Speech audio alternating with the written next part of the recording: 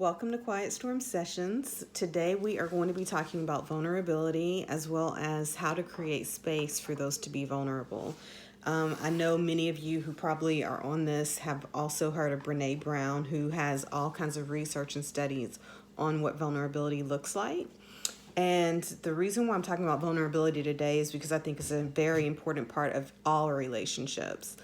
In order to be fully transparent and have a close relationship with someone, you really do have to know how to be vulnerable and be able to expose yourself in different ways. Another person I really enjoy reading in her work is Martha Beck, and she has a article that was printed in Oprah or OWN like several years ago about who to lie to or when to lie. And this is how I'll kind of start this conversation. And pretty much what she's saying is that if you're in a situation where you're in danger and you need to get out and be safe, lie your butt off. Say that the person down the street is your friend or something like that. Whatever it is, you gotta lie to make sure you're safe. However, a lot of us in relationships believe that we're still in danger when we're not. And because of that, we're creating all these lies and different things to kind of keep ourselves safe.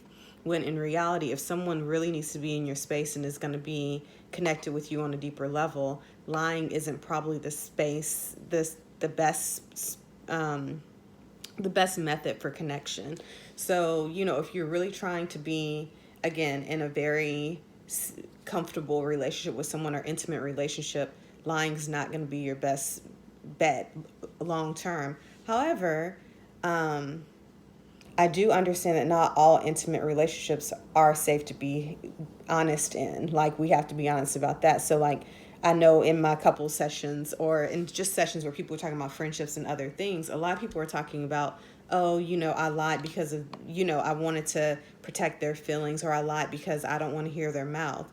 So in some ways, I question, is that relationship really in the direction that you want to be in it? Are you really trying to be in a situation where you have to come up with all kinds of stories in order to maintain that friendship and that relationship? I mean, it's a choice that you have to make. But for me, I don't think that's the healthiest relationship to be in, where you have to create stories in order to stay safe or to keep the relationship safe. And at some point, most lies come out, even if it's after death. One thing, so again, going into the side of creating space, if you want people to be honest with you, you have to create space for honesty. If someone's telling you their truth and you explode on them, or you deflect, or you negate what they're saying, that's not a space of safety.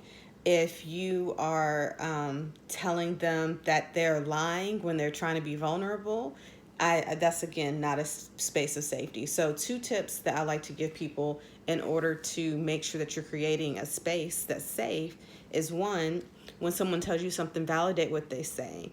Honor what they're saying. Understand that what they're saying is their truth. Even if it doesn't make sense to you, the brain works where it needs to hear validation at least 3 times before it can kind of be healed and maybe even see something that's more truthful. But it's not your place to tell someone what their truth is. Just hear them and let them, and give them space to do that. Also mirroring back what they say. So if you hear something that they're saying and you repeat it back, sometimes when you mirror something back, it helps that person to process what they're saying and realize if it's truth or not, and maybe correct certain things. So always kind of mirroring what they're doing. 2 things, I guess I'm into 2s today. 2 things to kind of keep in mind not to do is try not to do a comparison game of, well, this person did this, or that person did that, or I did this. Like, no, stop with the comparisons. Just hear someone where they're at. Secondly, try not to reframe. A lot of people get validations confused with reframing. A reframe is like if someone tells you something negative, that means you kind of reframe what they're saying or restate what they're saying in a positive direction. So if I come in and I say, hey, my day has been crappy, you coming at me and saying, oh, it'll get better, pray about it, da da da da. You know the stories that people say. That's very invalidating, and it doesn't help someone to get to the next side of things. Sometimes being quiet is going to be one of your best methods to create more safety in a relationship.